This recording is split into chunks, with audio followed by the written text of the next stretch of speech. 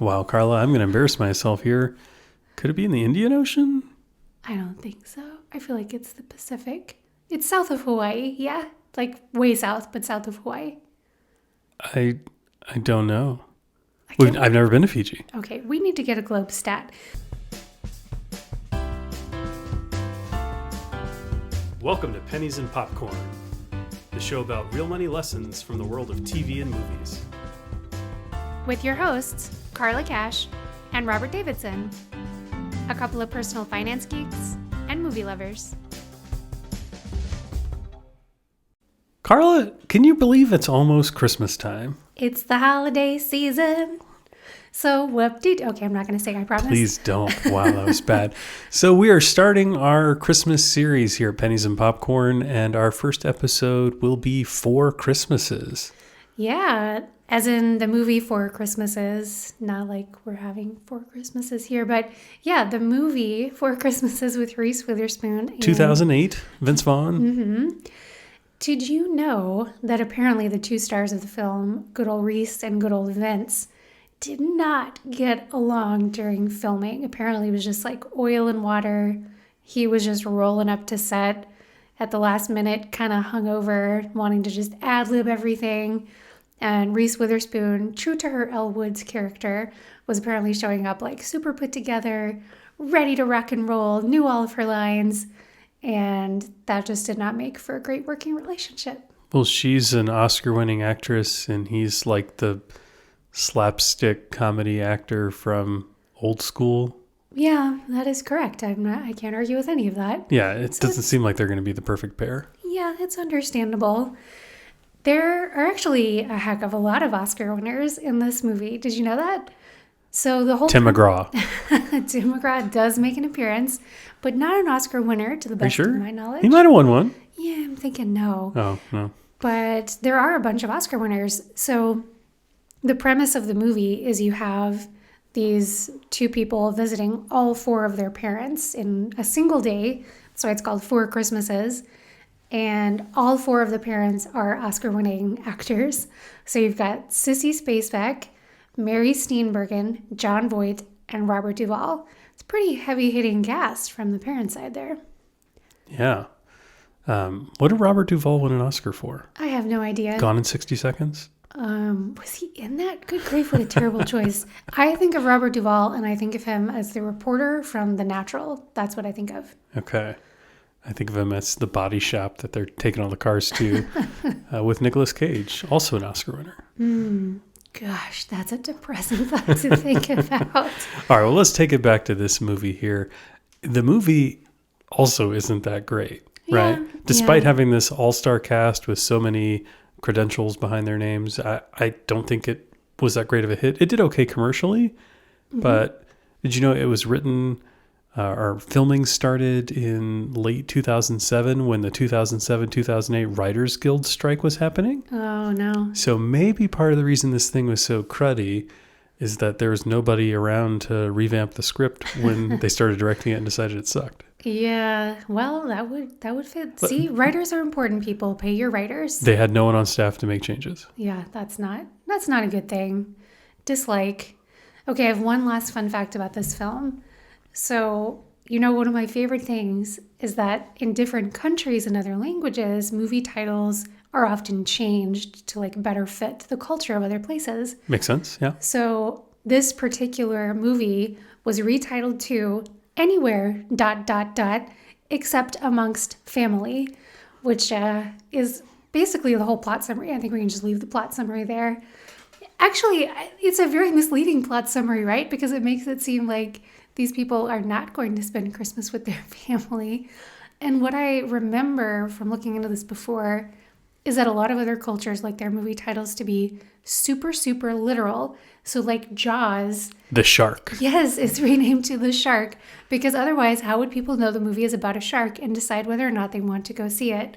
So yeah, I actually feel like this is a swing and a miss if they're trying to just sum up the movie in one pithy little statement, because actually they are spending a lot of time with family in this film, which I think is a good segue to a brief plot summary. Do you want to give it to us?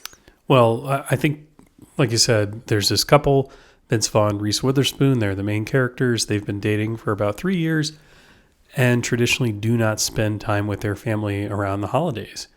They make up excuses and go on exotic vacations. And this year, their plans got canceled. And somehow they were captured on the local news while their flight was canceled. And of course, all of their family happens to be watching this in real time and reaches out to call them to say, hey, you can't go do whatever charitable works you were lying to me about doing for the holidays. Come on over to our place. Both of them come from divorced homes. So they've got to go see mom and dad on both sides. And they got to go make it happen. It's presented like it's all in one day, although this would be a hellaciously long day. Yes, it would. It definitely would. And it seems like their flight to Fiji, which is where they planned to spend their holidays, was still happening. It just got delayed by a single day. So they're doing all of this, and then presumably they're going to go to bed that night, wake up the next day pretty early, and get on an airplane all day. It doesn't sound super relaxing to me. But I'm not Reese and Vince in this movie. So before we get going, this is a Christmas movie. And like many Christmas movies, there is a discussion about Santa Claus. And so parents, we may or may not reveal secrets to Santa's workshop that you may or may not want your kid to hear. So just be careful about who's listening to this episode at different points if you think that's important. Yep, that seems like a good little Santa warning right up front. So with that in mind, I think we can go ahead and dive into our first clip. So this is before Reese and Vince have realized or learned that their flight is going to be canceled to Fiji. And we hear them catching up with friends at a holiday party and discussing their approach to the holidays versus the more traditional approach to the holidays. So what are you guys doing for Christmas? We got the entire family flying in. 13 airport pickups. 4 days of listening to how gifted my nieces are.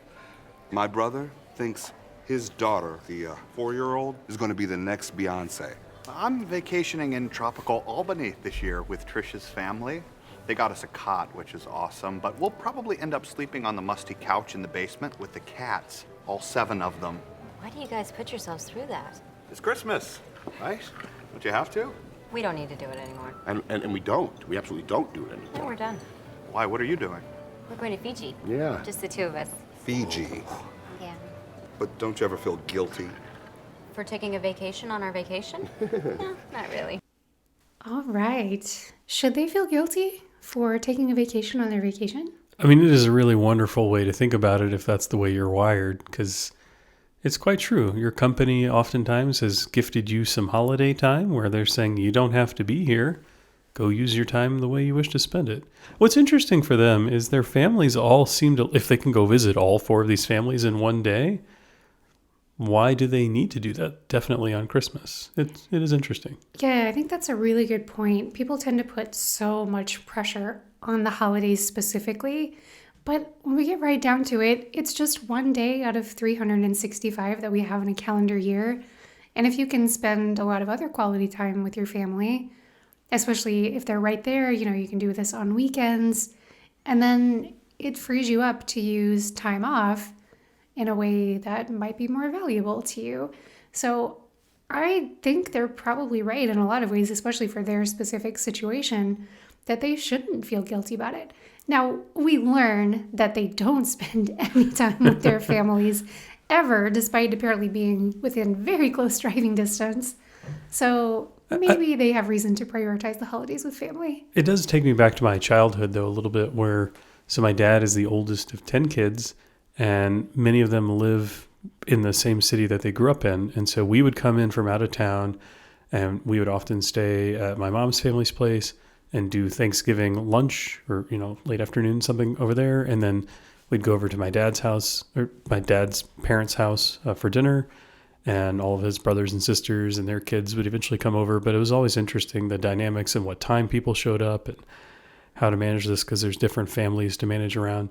I think we're really lucky for Thanksgiving with my also large family, with all of my siblings who live in town. I think they've done a really good job of us. They know we're only going to be there a few days, making themselves quite available to spend time with us on the actual day. and then meeting up with their extended families the following weekend. Yeah, that's very true. They are very kind to prioritize us like that. On the Well, we're actual pretty week. awesome, right? That's true. Yeah.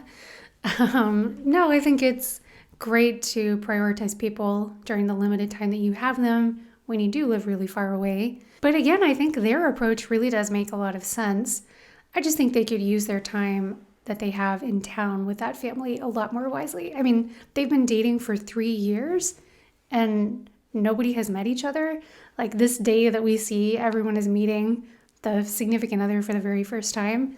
So clearly they're not super buddy with their families. Well, before we talk about their trip and their plans, let's talk a little bit about the role of a guest versus a host here for the holidays. We hear one guy talking about making 13 airport pickups. Yeah. That sounds a bit stressful. We've had a good time hosting family outside of the holidays at our home. We've got plenty of room. It's easy to do. It's a lot of fun to have people come over. I don't know about doing 13 airport pickups and trying to host that many people. That sounds like a stressful, miserable experience. Yeah, that sounds really, really intense. And I cannot imagine who has a house big enough to host a bare minimum of 13 people, right? Realistically, you're probably looking at more like 26. That's probably a lot of human beings. So I'm picturing like a living room full of sleeping bags, people just like stepping over each other to get up and go to the bathroom in the middle of the night. Maybe he means like 4 trips to the airport for a total of 13 people. That would be Still a nice. lot. Not what he says though. Not what he says, Robert. It does sound really intense, and having that many people in your house at once, I think, would be extremely stressful. Hopefully, if you're in that situation, people who have the financial means to stay in a hotel and ease the burden on the host family will step up and do that, because having that many people in anything other than like the Biltmore estate in North Carolina is going to be pretty stressful. Okay. So they are planning on taking a trip to Fiji and ditching their family the whole time. What does this cost? Like, holiday travel is expensive, right? Because there's so many people who want to do it who are going to visit family. Maybe the Fiji bit is a little bit different, but Yeah. what are some fun facts about this? So traveling around the holidays almost always comes with a premium. So this year especially, there has been a really large run up in prices. Prices have gone up 53% from the 2021 average. So you're looking at a pretty steep spike. A lot of that is inflation. Some of it's increased gas prices. But whatever the cause, the prices have gone up. On average, a plane ticket within the United States around the holidays is going to cost you $430 per person. So that is quite the price tag to be paying to go home to see family or to go somewhere for fun for yourself. A flight to Fiji is going to be even more expensive than that, right? That's a heck of a long flight all the way out to the middle of the Pacific Ocean, right? Wow, Carla, I'm going to embarrass myself here. Could it be in the Indian Ocean? I don't think so. I feel like it's the Pacific. It's south of Hawaii, yeah? Like way south, but south of Hawaii. I don't know. can't- I've never been to Fiji. Okay, we need to get a globe stat. Anyway, Fiji is way the hell out there. It's going to be a very expensive flight to get yourself out there. One tip, however, which maybe they were following, is to fly on the actual holiday, because most of the people who are flying around the holidays want to be like snuggled up in their pajamas with a cup of hot cocoa, opening presents with their family on December 25th. So if you can start your trip on December 25th, that is going to likely save you some money. Another trip is to just book as early in the year as you possibly can. Sometimes you can get last minute deals, but in general around the holidays, your odds of doing that are going to be pretty slim. So it seems like maybe they were trying to fly out on Christmas Day. If that's the case, maybe they actually did save a little bit of money on what was surely still an expensive trip to Fiji. I do like the idea of taking a trip around the holidays, though. Work for a lot of people, if you work in an office, kind of slows down around the holidays. I know some people who take almost no time off around the holidays and save their vacation for some other time, And so it seems like they get even more of it. There are other people who like to take off vacation around the holidays because it's low stress. You're going to get many fewer phone calls or emails or people bothering you while you're gone because they're gone too. Yeah, this is the genius of doing things that make you genuinely unreachable, right? Because you can go at any time of year and whatever the hell is happening, you're going to be blissfully unaware of it. I say blissfully, though, for a lot of people, I think it just depends on your personality, that pressure of knowing that your email box is just getting bigger and bigger and bigger, and your list of missed calls is getting longer and longer, that in and of itself can just ruin a vacation for you. So I think you just have to know, one, what is your job like, right? Do you have the kind of career where you're going to be coming back to a giant mess if you walk away from it completely for like a week or two? And two, are you the kind of person who will enjoy completely turning it off? Or are you somebody who's going to let that pressure build, and by the time you get back, you just feel like a miserable human being? All right, before we move on, I have a quick fortune teller, future guess, crystal ball kind of question for you. Okay. So I feel like COVID changed the game for some people and some families around the holidays, right? Definitely. In 2020, there were a whole lot of people who decided they weren't going to travel to go visit family, or they were going to visit family in a much different way. It's 2022, a couple of years have passed. Some people's routines have permanently changed. Some are just temporary. Some are getting back into the swing of what they did before. Do you think this is going to be a substantial change for a decent number of folks where, for us, 2020, we didn't go visit family and it felt very, very different. We didn't have any of the travel stress that comes along with the holidays. Yeah. And so it was relaxing in a different way. It wasn't as restorative as a chance to spend time with family, but it was just different. Do you think people are going to travel differently or less in a meaningful way across the population as a result of COVID?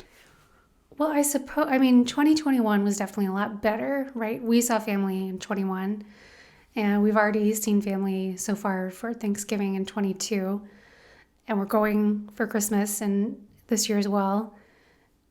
I'm guessing that the social pressure that we hear discussed in this clip is not gone. COVID did not wipe it away. And so most people are still going to continue to see family, even if they did take a break from that for a year or 2 years. I don't know. They're also saying that people are traveling more vacation-wise because they have all this pent-up desire that built up over COVID. And now they're finally like letting loose and going on these dream trips that they've been saving up for. So I'm guessing maybe there's a little bit of that too. Maybe there are a lot of people who are excited to see family after a long time. I don't know. I guess I'm in the camp that I don't think COVID is going to change things dramatically for the vast majority of folks. Well, I'm disappointed that you didn't tell us this future prediction in your Miss Cleo voice, but whatever. Let's move on.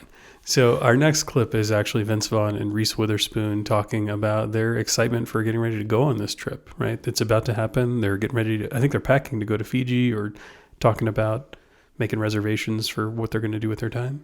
Yeah, they're kind of gearing up and making plans. And they also offer some thoughts on how excited they are for this particular trip. I should probably check us in online after this. Did it? You checked us in already? You're the best, sweetheart. I picked up a pair of those noise-canceling headphones that you wanted. You did Yeah, not. I put it right next to your travel Oh my pillow. god, I kept hinting. I'm excited.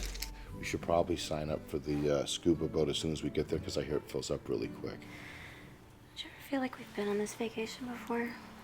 Scuba diving, and we did that in Bali and Costa Rica, Yeah, but, Hawaii. And... Baby, this is Fiji. We've never been to Fiji. So it's like that's a whole different island, and the resort there is beautiful, and the scuba diving there's going to be totally different because it's different water, different fish. It's going to be really good. You're right. I'm excited. It's gonna be amazing. Are you excited? Mm-hmm. I am. I'm really excited. I am excited.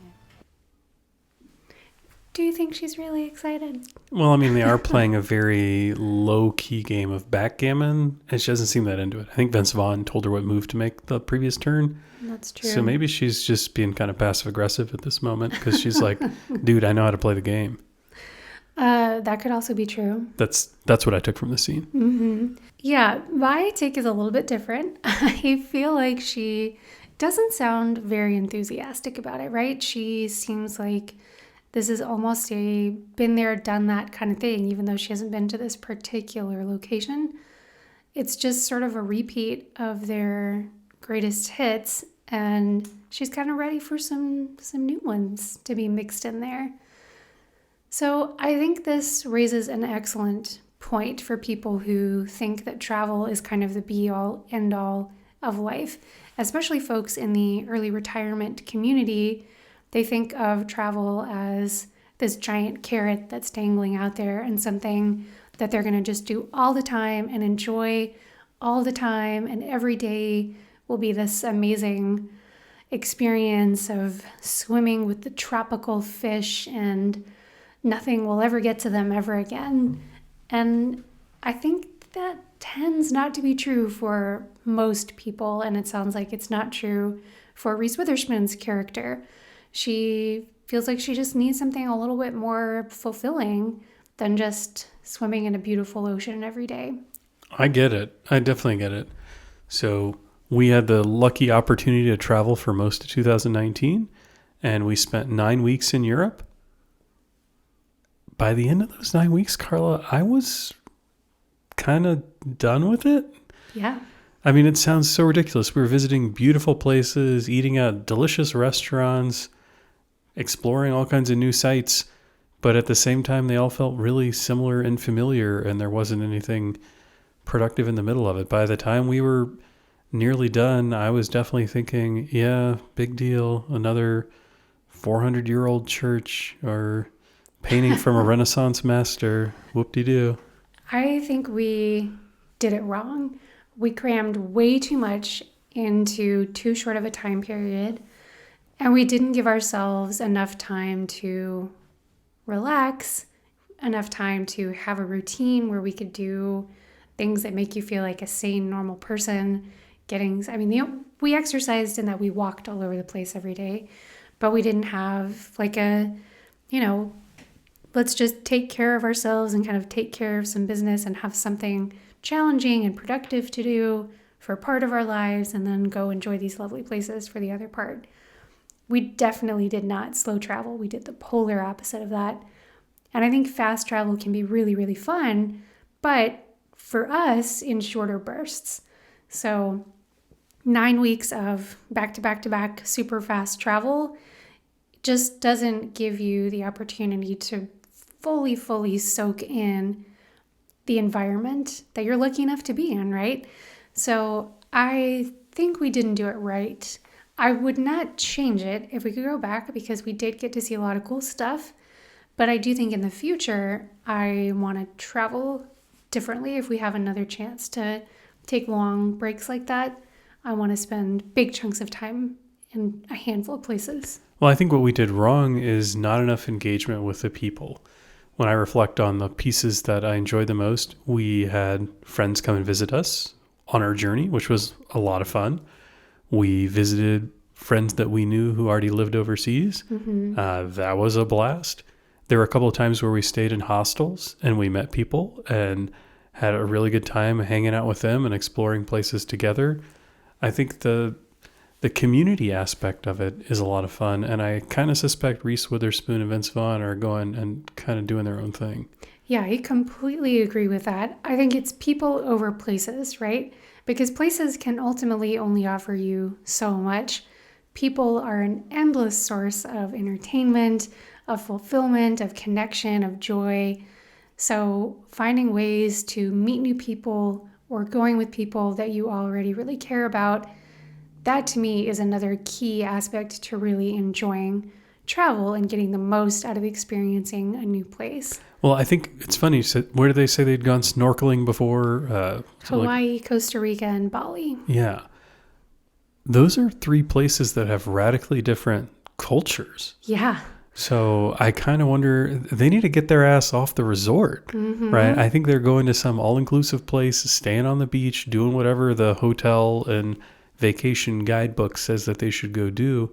And they need to get off the beaten path a little bit. Yeah, I completely agree with that too. They seem like they're just doing these very pre-planned kind of excursions. Like he mentions, we need to book the scuba tour right away because it books up really quickly, which may or may not be like kind of off the beaten path, but it sort of has that feel to it the way he's saying it, right? It's like everybody who goes to this resort goes to this particular scuba spot and they all book the same guy.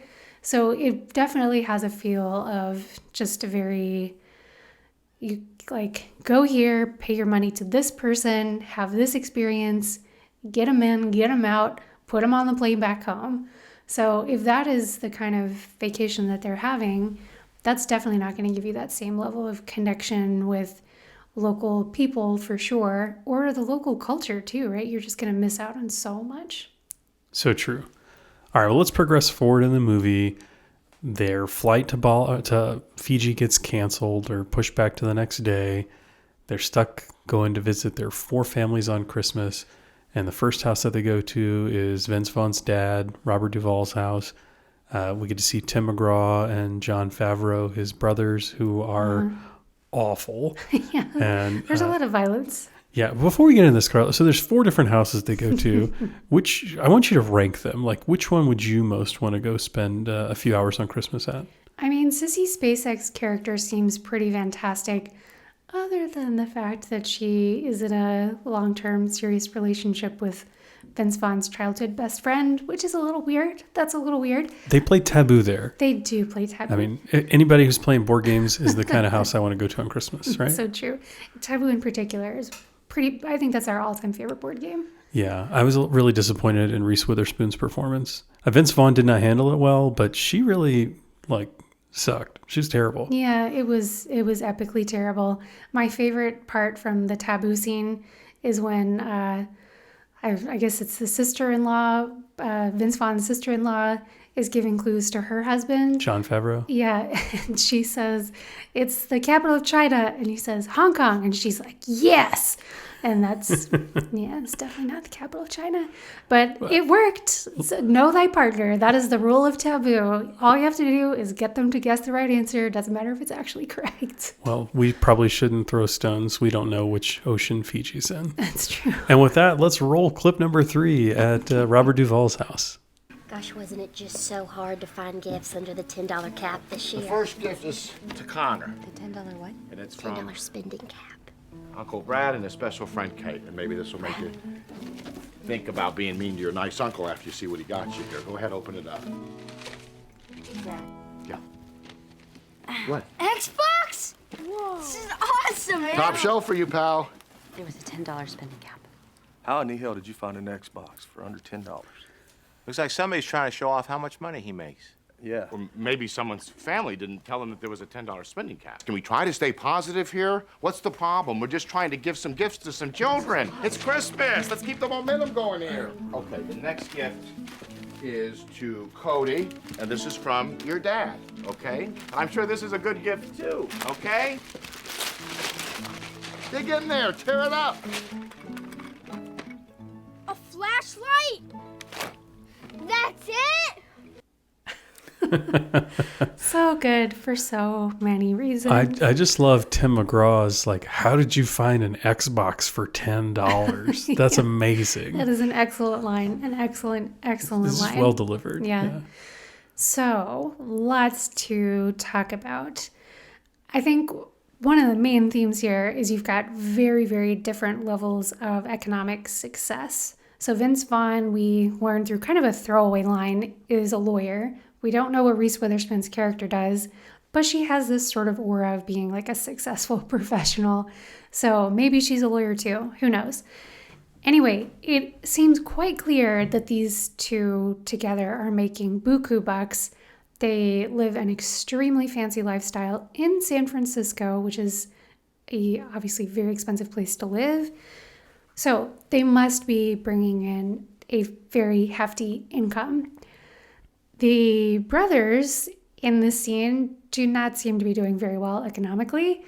We don't know exactly what they do for a living. Something to do with cage fighting, possibly personal training. Either way, they're not doing very well at it. Yeah, that seems clear. So we've got two sets of people in this kid's lives who are capable of buying very different types of gifts. And that can make for a very uncomfortable experience. So, a spending cap is one way to potentially address this awkwardness. Just put everybody on a level playing field, cut off the ability of people like Vince Vaughn and Reese Witherspoon to flash their wealth around and make other people uncomfortable about it. But there are some cons to it too. So, what do you think, Robert? Are you pro spending cap or not? I think I'm pro spending cap. Yeah, I think it works out pretty smoothly. Look, the goal is the goal. That's not the right way to phrase it. When you are in a situation where giving gifts is a strain on people, the goal is to reduce that strain, at least for me. Sure. I think there's a variety of ways to do that. One could be setting up a set of rules where there is no expectation for giving gifts for all people who are present. So we've done this actually with my family, right? I am the middle of 5 kids and a handful of us are married. And so there's a lot of gift giving that could happen just between the siblings. And at some point we realized that this was kind of a hardship for a lot of us. And instead we came up with this Secret Santa thing. So every year my mom does a random drawing and identifies who you are supposed to give a gift to and mixes it up every year, which is a lot of fun. And it is one way to sort of take the sting out of trying to come up with a thoughtful present for so many different people that can really start to add up quite quickly. But that's one possible solution to this problem. The gift cap, I think, is a very reasonable way to do it. $10 can make it quite tough. I think people would probably have more fun if they decided to give fewer presents, but allow that cap to go up just a little bit larger, just because there are so few options that you can get that are sort of customized to a person at a limit that's low. But I don't know. I think it's a great way to ensure that people feel less stress, that there's no... Imagine if this situation were reversed and Vince Vaughn's character is struggling and he's going to a family where all of his parents, his siblings, the whole family are really well off financially. He's going to feel a sense of needing to keep up with the Joneses, right? Or a sense of dread of like, oh man, I'm going to get them this thing that doesn't feel that exciting to them compared to the Xbox that they got. You got to fix that. You got to have a solution. I don't have too many besides a cap that seem like a good way to deal with it. I agree with everything that you're saying. Because I'm right. I'm not anti-spending cap at all. And we have also imposed a spending cap with your family in addition to doing the Secret Santa. So we each get a gift for just one other sibling. And there's a cap on that, which I think is a really solid way to go about doing it. I guess for me, what bugs me about it is that it takes away some of the spontaneity of gift giving and the ability to really put a lot of thought into something that somebody might genuinely enjoy and get a ton of use out of. So maybe there is something that you could get for somebody for like $50 that you think, man, they are gonna love this. It would be incredible. I want the satisfaction of giving this to them. I want them to have the satisfaction of owning it. And I am hamstrung by this, so I have to get them something that's just kind of random because I can't think of anything else besides this one gift. Well, have you thought about doing this outside of your Christmas gift-giving standard? Because that's the best way to give a gift, right? When there's no obligation. It's just because you care about someone and want to show that you were thinking of them. Those are the most fun gifts to receive. Oh, I totally agree with that. I think it would be weird, though, to do that with some people in your life, right? It would not be weird for me to come home with a random gift for you and be like, I found this thing on, some random Thursday and it just had your name all over it, Robert. I think you're going to love this. That would not be weird. But for me to do that with like a cousin or somebody I might get assigned to a Secret Santa thing, that might be weirder. So if this is like my one opportunity to give somebody a gift, I feel like, if we're forcing each other to spend money on something, at least really try to make it something that they're going to like. So I see mostly pros with the spending cap, but I do see a little bit of a con too, because the worst thing in the world is to just feel like, I got to give this person something. I'm just going to spend $20 on some random thing. And then it ends up just being like tossed in a closet. So if going over the spending cap allows you to avoid that, then I'm for it. I can't argue with that. So in the movie, they keep going a little bit, and Vince Vaughn, he's a little bit of a snarky guy in this character. Surprising to see him play somebody like that. And one of the kids, he's not happy about this flashlight, and they start talking about gifts from Santa. And Vince Vaughn says, well, I'm pretty sure the Santa's gifts are also going to be about $10 or something like that, right? Yeah, and the kids respond, what do you mean? Why would the gift from Santa only be worth $10?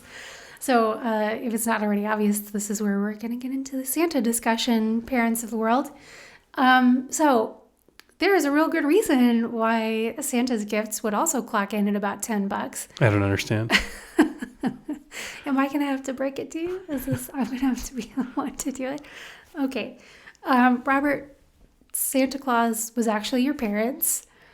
That is where your presents came from good old St. Nick. Wait a minute. I thought the reason why Santa Claus didn't wrap presents at my parents' house, but did at some of my friends from school or some of my cousins was, just because of the weather. I don't know. Because we didn't have a chimney. Yeah, my parents mostly didn't wrap Santa presents either. That feels like a genius move as a parent. Be like, well, this just pulls him out of his big old sack. Santa doesn't have to bother to wrap these Yeah, but there's guys. tons of kids who do get totally wrapped Santa presents. Yeah, those parents need to take a look at the other parents that are doing it right, because that is a lot more wrapping involved. 5 kids at my house, I'm sure that would have been like insane to go pull off. When could they have found the time? I can't imagine how little sleep my parents would get. Oh, yeah. Setting up toys and doing some kind of layout after we've all finally gone to sleep. I But know. also we're going to wake up hella early on Christmas morning to see what the heck's going on. Oh, Mom and Dad, we love you guys a lot. Yeah. Both sets of parents. Thank you for doing that for us for many, many years. Yeah, it seems crazy to me that kids don't figure it out a lot earlier than a lot of kids do, because there do seem to be just lots of questions, right? In particular, why does one kid get like a box of crayons for Christmas and another kid is getting like one of those Power Wheels little Jeeps that you get to drive King of the around road. in? Didn't everyone want one of those at our age? Yes. I didn't know anyone who had one. I feel like that was like the pinnacle of wealth if you had a Power Wheels. I didn't get to drive till high school. Anyway, it seems like there's, like a few red flags that kids should maybe pick up on.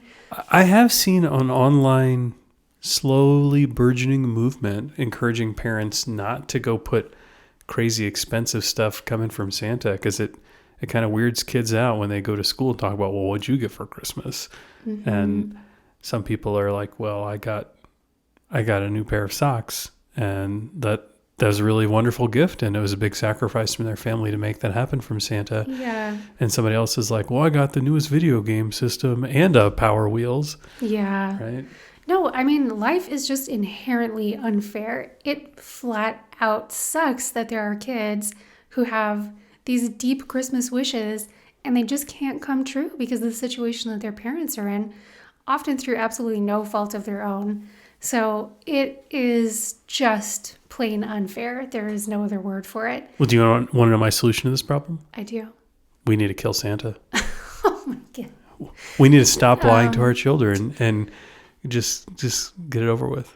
Okay, I thought for a second you were campaigning to kill all the parents of the world, that would be a bad situation. I just mean Tim Allen's character. Okay, just Tim the Allen. Santa Claus. He was a particularly annoying Santa in my very non-humble opinion. But yeah, I do think there are a lot of parents out there who have come to the conclusion that lying to their kids is not great, even if it seems fun for a few years, and they've done away with the Santa thing. And I don't know, we don't have kids, so we don't have to make that tough choice, because I do think Santa's really fun. But I tell children at least 2 or 3 every Christmas. I try to ruin the mystery. Yeah, you just walk around finding random kids on the street. You believe in that guy? Mm-hmm. Mm-hmm. So the only solution other than killing the idea of Santa altogether is to have a universal spending cap? A Santa cap. No parent ever can spend more than like $20 on a gift from quote unquote, from Santa. Well, how many gifts did Santa bring? Was it 5 or 15? This is a great question. I don't know. But it's definitely not the way that I feel like a lot of people operate. In my house, the like bigger, more exciting gifts were always from Santa. So I don't feel like my parents followed that. The movement was not a thing when I was a kid to not have the bigger things coming from Santa. But I do think on a more serious note, it's a good thing to be honest with kids about the reality of different socioeconomic situations, right? If parents have chosen careers that just don't pay as well, they should be upfront with their kids on that front, I think. This all goes back to being more upfront about money overall, right? I think it's great to be honest with kids from a reasonably young age about what's going on with your financial situation. So Santa is just one of many ways that we kind of hide the ball, obfuscate things, and keep kids in the dark about what's going on with money. So we've seen what Vince Vaughn's side of the family looks like for Christmas, or one half of it. Let's play this next clip where we hear about the gift-giving setup at Reese Witherspoon's mom's house. Pastor Phil has encouraged us to dispense with the commercial trappings of the holiday. Pastor Phil, Mom's new bow. It's all a new thing. Christmas. So what I had in mind was that we would go around the room and each of us would speak to the spiritual gifts that we might give. A verbal gift giving of sorts. Wait, there's really no presents? Cassie. None that you can see. Okay, I'll go first. I would like to give more of myself to my church and to Pastor Phil. Carla, what kind of spiritual gifts do you want to give to me? I don't think we can say it on a public podcast. You can curse on podcasts. It's okay. That is so painfully awkward, and it gets much worse, we should say. I cut off that clip before things got super, super sexual in that room, which was also probably not appropriate given that there were young kids sitting in the room, whom you heard from there. So what do you think of this idea of, quote, spiritual gifts that this family is doing? Well, it seems sort of hollow to say the things that you would give, because I think that's the way that it ends up going, is they're not talking about things they're actually going to give to one another. I do love the idea of gifts of your time, that you're going to make a commitment to go do something for someone that feels like a personal sacrifice, or that you think they will very much enjoy. That sounds wonderful. I also like the idea of experiences as gifts.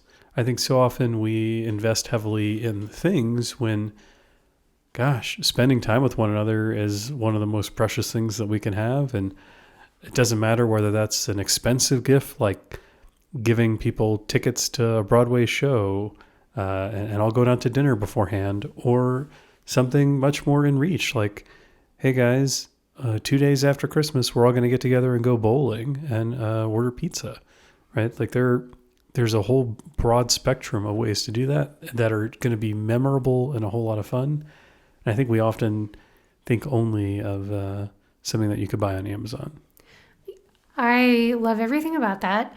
I think giving somebody the gift of like helping with things that you haven't been helping with before. I mean, let's say that one of you cooks dinner every night of the week. The other person could say, hey, I'm going to cook 2 nights a week. That's just going to be totally on me. I'll do the planning and the shopping and the cooking. I'll take care of it all. Or you really hate cutting the grass. I'm going to take that on this year.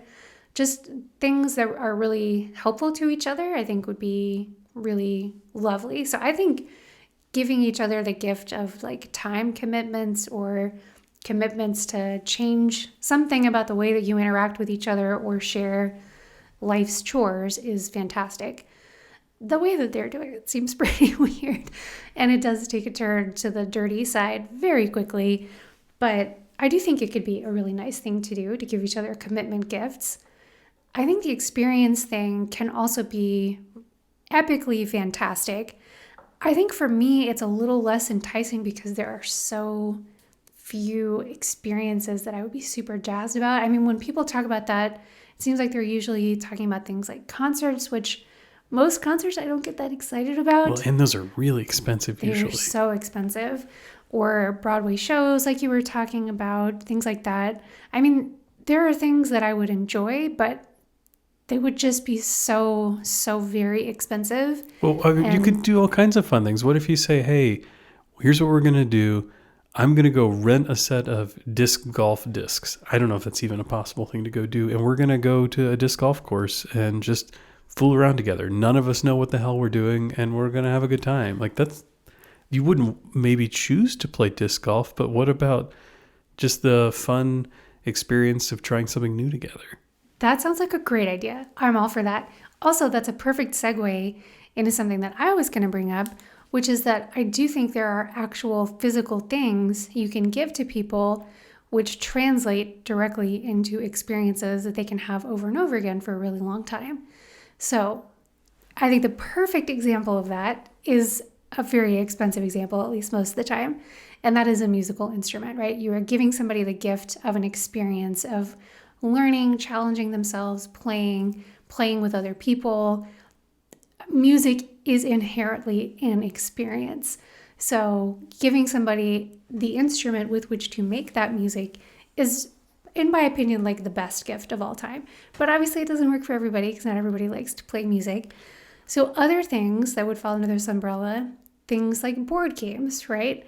It's a physical thing you can give somebody, but it is an experience. Every single time you play it, you're playing it with other folks, you're having a really good time with it. So I think board games are another excellent way to give people experiences that they can have over and over again. You could take it to things like, cooking implements, right? If it's something that they're actually going to use, which is a huge if. I feel like a lot of kitchen gadgets get tossed or used like once or twice, but the experience of cooking can be something that's really exciting for some folks. I'm actually a big fan of gifts that have utility, right? I know it's totally. kind of looked down on sometimes for gifts that are just practical, but man, I get a lot of satisfaction out of things that I've been given that I use, and I often think about where they came from when I pull it out of the cupboard or out of the closet, and that's a pretty memorable thing. I think too often people are afraid to give gifts that have like clear-cut utility in someone's life, and they're a little bit more of a frivolous thing that maybe is decorative or isn't the right fit, or I don't know. Don't you have some stats on gifts and whether or not they're landing on the mark? I do, and everyone should get a box of tissues out because this is very depressing. So, overall, in just the United States alone, there are 16 billion, that is billion with a B, worth of gifts that are unwanted every single year. So the way they got to that number is they surveyed, I think, 2,000 adults in America and learned that almost all of them had gotten at least one gift that they didn't like, and the average value of that gift was $50. So multiply the population of America times $50, and that gets you to roughly $16 billion. That is a lot of money that is being completely wasted, right? Also, think about like how much happier everyone could be if they got like just a $50 gift card and they could go spend it on themselves for something that they really want for $50. So there's a lot of wasted dollars. There's a lot of wasted happiness potential, I think. Overall, $887 billion is spent on gifts just in the United States, just for Christmas or the holidays. So that is just an astronomical sum. And I'm guessing for a lot of folks, it's maybe more than $50 worth of gifts that's not actually wanted or that doesn't get used that long. So what do you think happens to all these unwanted gifts, Robert? Well, don't we just put them in a big pile on the outskirts of town? Pretty much. So eventually, I'm guessing that's where most of them end up. 4% get thrown away almost immediately, like just basically, thanks, plop it in the trash can. Well, I don't think I've ever done that. Man, that'd be horrible. Yeah, that would be a pretty bad gift. 7% get donated, so they take it to like a thrift store or something. 10% are returned, which I think is good. That seems like a very good solution to the problem of getting an unwanted gift. Yes and no. My understanding of the retail environment is a lot of stuff that gets returned just gets thrown away anyway. Oh, well, that's even more. God, this is just.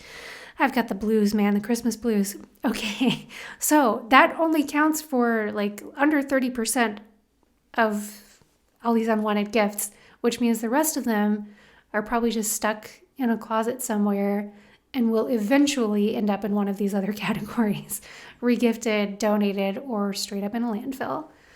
So that is not a happy result at all. Yeah, I think we could probably spend $16 billion more effectively, but that's just me. I can think of some ways. So I think there is a pretty clear-cut solution to all of this. $10 gift caps. One solution is to stay away from dangerous gift categories. So they've done surveys on the kinds of gifts that people tend to not like. And overwhelmingly, it is clothing and accessories. They're kind of risky gift items to give. Man, I kind of like it when I get clothing. I do too. I don't like to shop for clothing. I kind of love it when people are like, hey, this looks nice. I think that's because we have very good gift givers in our lives. And I can imagine that a lot of the time you end up with stuff that just doesn't fit or that's totally not your style, because the person giving it to you may be just like completely different in terms of what they like. I've allowed the people who give me gifts to define my style. That's probably an unpopular option. The other But it's true. The other least popular gift are cosmetics and fragrances, which also makes sense, right? These are like very, very personalized kinds of things. What somebody thinks smells good or doesn't seems highly individualized. So what are the safe categories? They really don't have... Oh, actually, I did see that music is like a super well appreciated gift, although that So I can get some people some CDs, Yeah. maybe some cassettes? Well, what you could do is give people subscriptions, which I think is something that is very often appreciated. So subscriptions to streaming services that you think they'll like, or music subscriptions can be another great thing to give. But there really aren't that many super safe categories, which leads me to the best solution here. And that is, what do you think I'm going to say? To kill Santa. Okay.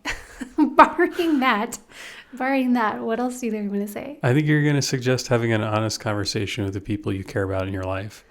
And that maybe you should all dial it back a lot, not just a little bit, but a lot. And talk about how the most important thing is finding a chance to spend some time together and not contributing to the landfill.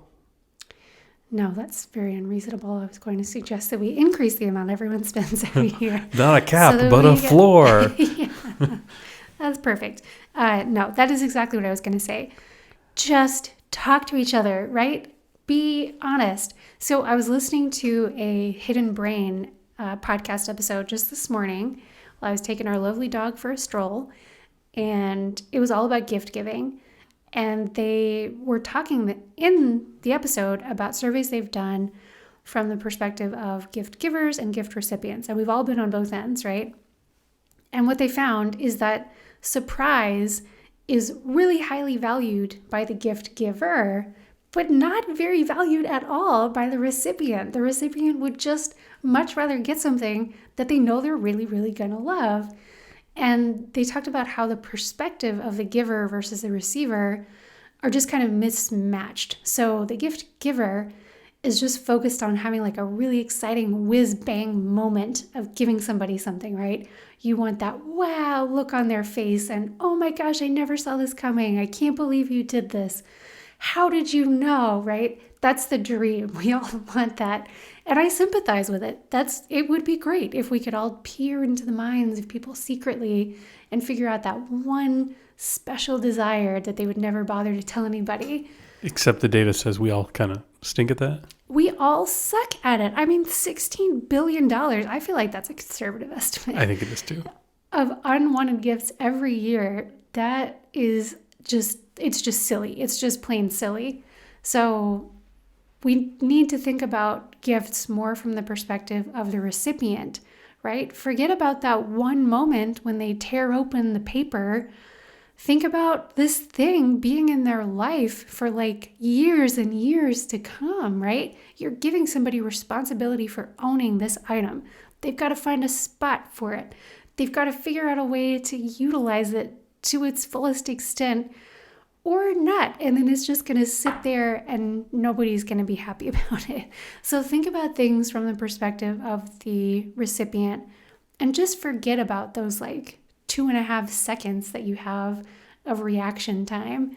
So we should all be far less focused on surprise and I think way more focused on utility and honesty and just tell me what you actually want. I think we should just diminish the importance of the gift giving. I think that's the way to play it. Yeah. I mean, Let's kill Santa. It sounds nice, but I will say I have been on the receiving end of some really special gifts, and that's a lovely experience that I hope everyone has in their lifetime. I've also gotten to give some gifts that I thought were very carefully selected and that I was super excited about. I don't hate the idea of gifts overall. What I hate is the idea of obligation. Yeah, the pressure. Yeah, you don't have any great ideas for somebody, and so you just end up buying some random thing. That's where the $16 billion is going. So if you're in that situation of just pure obligation, I say we just start talking to each other. Fair enough. Well, this is our first episode on a Christmas movie here. We got a few more coming, so come check us out next week and see what new ideas we have on this holiday season. Yeah, thanks for tuning in, guys. We'll catch you next time. Take care.